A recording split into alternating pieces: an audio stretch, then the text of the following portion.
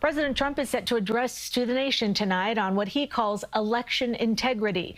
CBS News has learned the speech will touch on previously unreported allegations of Chinese meddling in U.S. elections. Natalie Brand has the latest from the White House.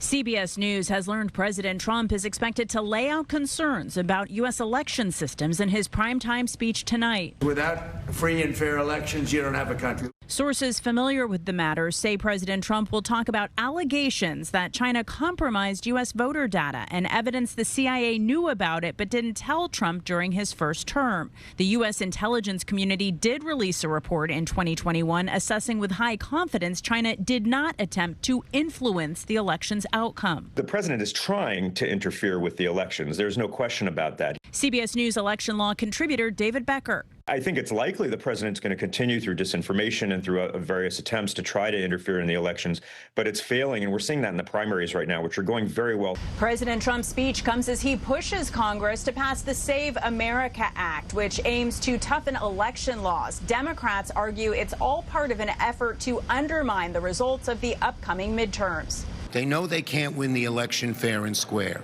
President Trump has falsely claimed the 2020 presidential election was rigged. On Wednesday, Democrats grilled the president's nominee for Director of National Intelligence, Jay Clayton, about that race during his confirmation hearing. You do have an obligation to be honest and forthright with the committee? Yes.